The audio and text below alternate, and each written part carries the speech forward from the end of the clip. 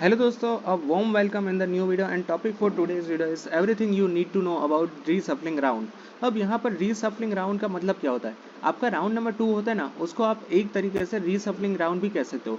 जैसे कि यहाँ पे नाम ही आपको बता रहा है कि रीसफलिंग मतलब इसमें सफलिंग करना होता है, आपको फिर से यहाँ पर चॉइस फिलिंग करनी होती है।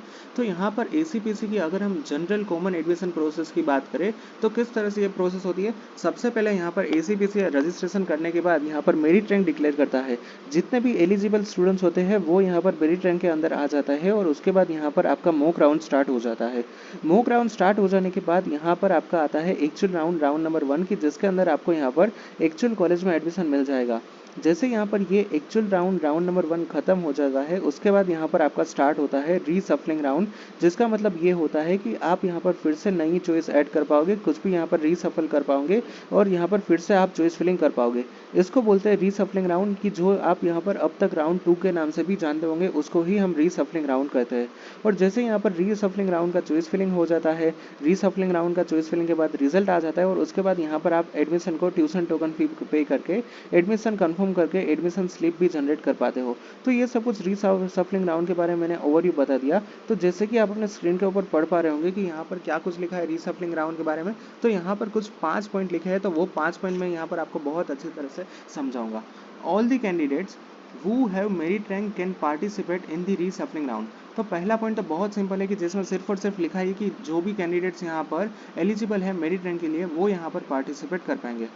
After the completion of the first round of admission, the candidate has to agree to participate in the reshuffling round through his logging account within the time limit fixed by the admission committee। तो second point में यहाँ पर clearly लिखा है कि अगर आपको यहाँ पर राउंड नंबर 2 के अंदर एडमिशन लेना है तो फिर यहाँ पर कैंडिडेट को एग्री करना होगा रीसफलिंग राउंड में पार्टिसिपेट करने के लिए, कि जो आप यहाँ पर वेबसाइट के ऊपर लॉग इन करके आप यहाँ पर ये स्टेप कर पाओगे।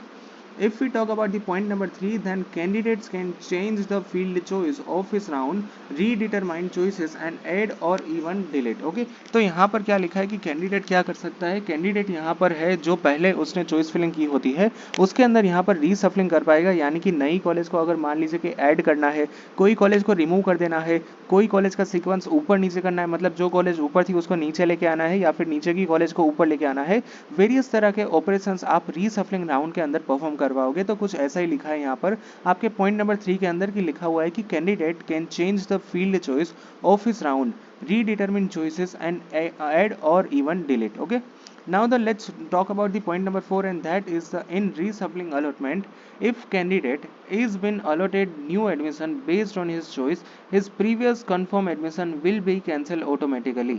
तो ये यहाँ पर लास्ट के 2 पॉइंट समझना बहुत इंपॉर्टेंट है और मैं बहुत अच्छी तरह से यहाँ पर आपको समझाऊंगा कि क्या कुछ यहाँ पर है। तो now let's move on to the point number 4 की यहाँ पर लिखा है कि if candidate is been allotted new admission based on his choice. सबसे पहले तो मैं इसके ऊपर हाईलाइट करना चाहूंगा कि यहाँ पर लिखा है कि अगर मान लीजिए कि राउंड नंबर 2 के अंदर, रीसफलिंग राउंड के अंदर, अगर यहाँ पर कैंडिडेट को कोई नई सीट अलॉट होती है तो फिर क्या होगा? His previous confirm admission will be cancelled automatically. मतलब यहाँ पर क्या लिखा है कि मान लीजिए कि यहाँ पर रीसफलिंग राउंड के अंदर यहाँ पर स्टूडेंट्स को नया यहाँ पर कॉलेज के अंदर नई एडमिशन में मिल रहा है एडमिशन, तो फिर उसका जो प्रीवियस राउंड का यहाँ पर एडमिशन था वो यहाँ पर अपने आप ही कैंसिल हो जाता है। बट ये कब? जब यहाँ पर आपको नया एडमिशन मिलता है तब, राउंड नंबर 2 के अंदर। But in reshuffling allotment, if candidate is not been allotted new admission based on his choice, his previous confirm admission will retain। यानी कि मान लीजिए कि पहला केस ये था कि जिसके अंदर यहाँ पर आपको एडमिशन मिल रहा था, बट सेकंड में लिखा है कि नॉट बीन अलॉटेड, यानी कि यहाँ पर राउंड नंबर 2 के अंदर बेस्ड ऑन द चॉइस यहाँ पर स्टूडेंट्स को एडमिशन नया नहीं मिलता है राउंड नंबर 2 रीसफलिंग के अंदर, तो फिर यहाँ पर रिटेन होगा। रिटेन का मतलब होता है कि राउंड नंबर 1 के मिली कॉलेज ही यहाँ पर आपको मिलने वाली है। तो ये यहाँ पर डिफरेंस खास समझना है। I repeat, point number 4 and 5। Point number 4 में लिखा है कि मान लीजिए कि यहाँ पर कोई नई कॉलेज आपको मिल जाती है तो फिर यहाँ पर पुराना वाला सीट आपका चला जाएगा, उसके ऊपर आपको फिर से एडमिशन नहीं मिल पाएगा।